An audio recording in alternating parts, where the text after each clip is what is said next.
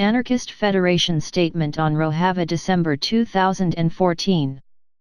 The following statement addresses the situation in which Devran C. Anarchist Faaliyat, DAF, Revolutionary Anarchist Action, are involved on the Turkish/Syrian border in opposition to IS.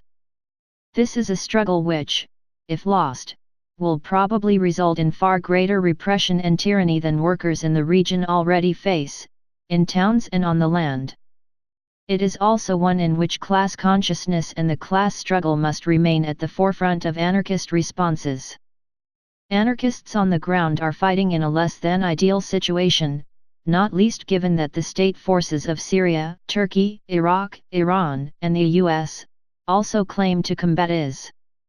We continue to offer practical solidarity through the International of Anarchist Federations, IFA/IAF.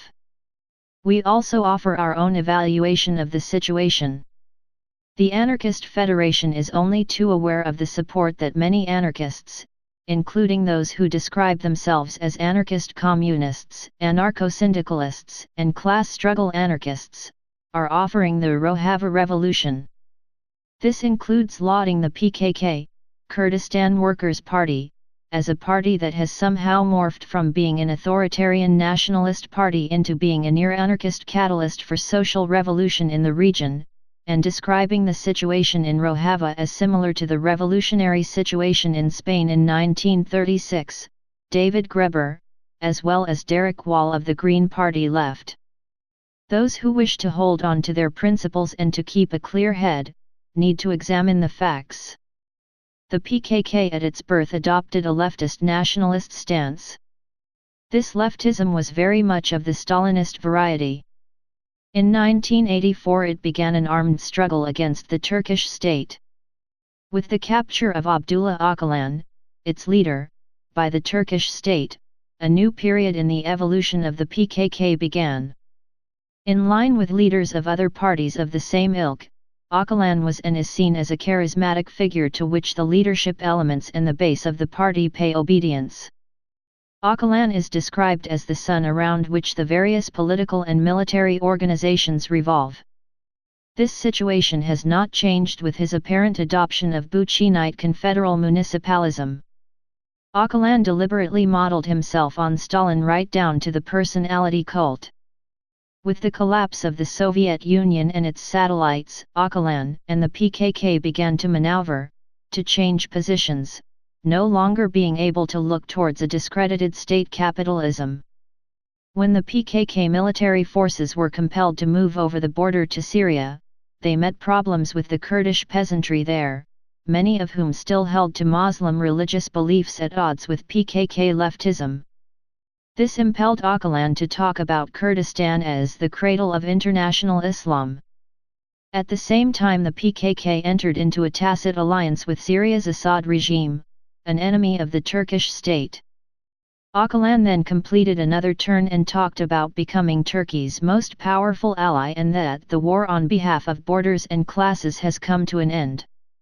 When this failed to impress his captors, Öcalan then took another turn, recommending that Bookchin must be read and his ideas practiced.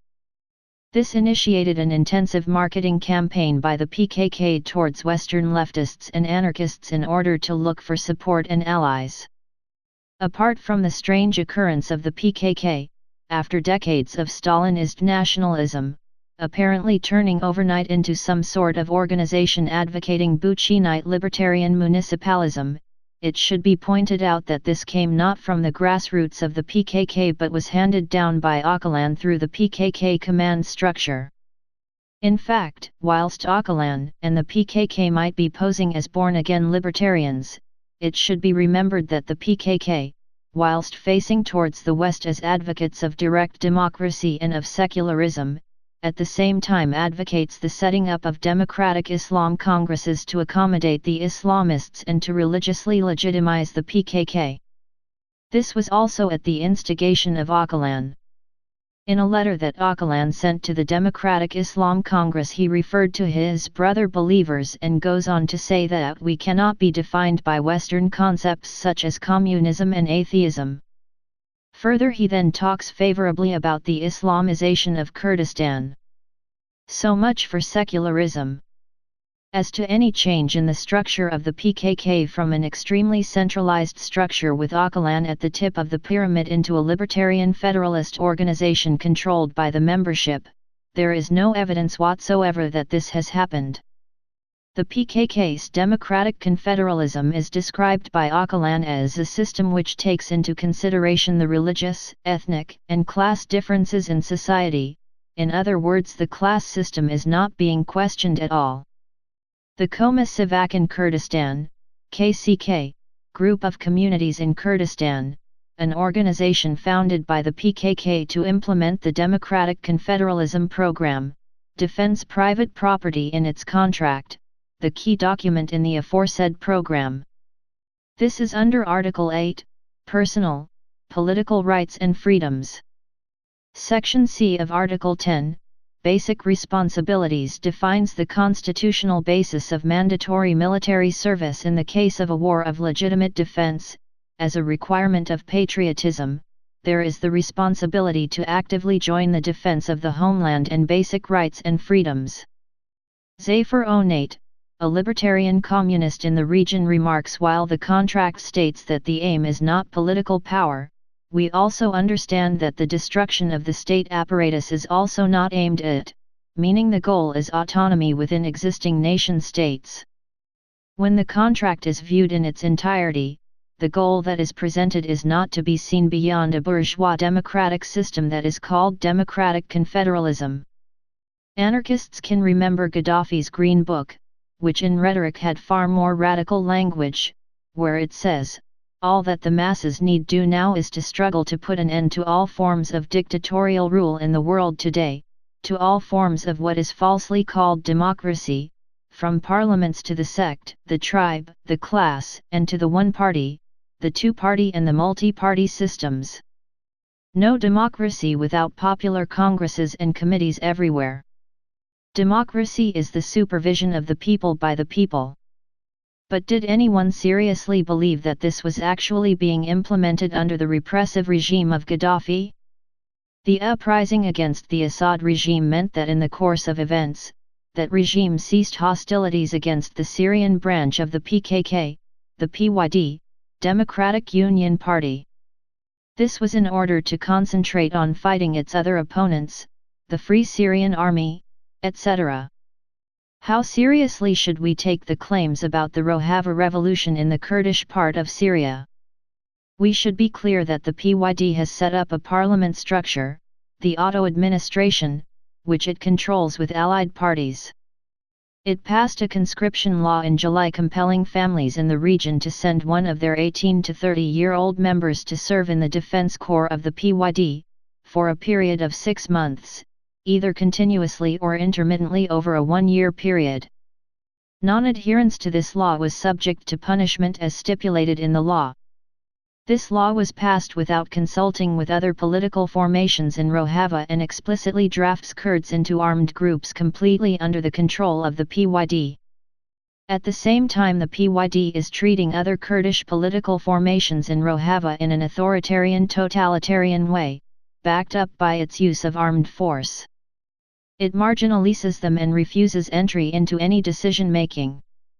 The so-called cantonal assemblies and grassroots bodies are themselves under the sway of the PYD, and the auto-administration can either approve or block any decisions by these bodies. There is no real direct democracy here. Workers and peasants do not control these bodies. At the same time, no genuine workers and peasants militias have developed. All of the armed groups are under the control of the PYD. Furthermore, there is no socialization and collectivization of the land and the workplaces, as happened, for example, in Spain in 1936. The PKK/PYD marketing campaign has presented the situation in Rojava as one of progressive revolution, but the working class and the peasantry have no autonomous organization.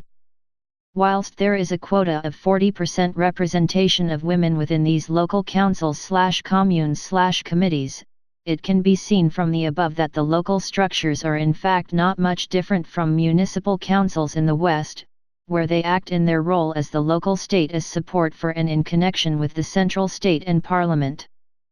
Indeed, while some compare the ROJAVA revolution to Spain 1936, perhaps a better analogy would be the Bolsheviks in 1917, which many anarchists, both internationally and inside Russia, mistakenly supported initially as a truly revolutionary force.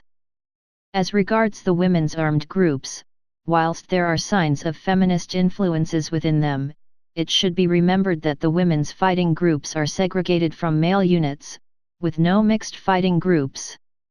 Gaddafi and Saddam both had women's military brigades, but that did not mean that there was women's liberation in Libya and Iraq. Similarly, women's military brigades exist in Iran with no sign of emancipation of women. For that matter, ISIS has all-female brigades called Al-Qansa and Al-Rayyan.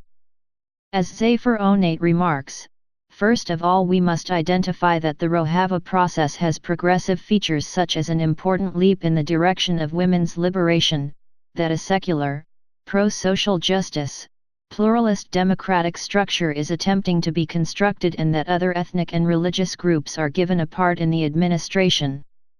However, the fact that the newly emerging structure does not aim at the elimination of private property, that is the abolition of classes, that the tribal system remains and that tribal leaders partake in the administration shows that the aim is not the removal of feudal or capitalist relations of production, but is instead, in their own words, the construction of a democratic nation. As Syrian Kurdish anarchist Shirnia comments, from the PYD's point of view, this was a golden opportunity to impose its authority and expand its sphere of influence in the Kurdish areas in Syria. This political pragmatism and thirst for power are two important factors in understanding the party's dealings with the regime, the revolution, the FSA, and even the Kurds themselves. They also help explain many phenomena that seem to bewilder some commentators and analysts, such as the suppression by PYD forces of independent activists and those critical of the party's policies, in much the same vein as the Ba'athist regime did. By way of example, one can cite in this regard the Amuda massacre in July 2013, in which the People's Protection Units, YPG, opened fire on unarmed demonstrators, or the closure of the new independent radio station Arta in February 2014, under the pretext that it was not licensed. The PYD's forces have also assaulted members of other Kurdish political parties and arrested some of them under a variety of excuses. They have been controlling food and financial resources in the Kurdish areas and distributing them in an unjust manner on the basis of partisan favoritism, and so on and so forth. Such practices remind people, rightly, of the oppressive practices of the Assad regime. What we are saying might not be popular at the moment, but we feel that our analysis will be borne out by unfolding events.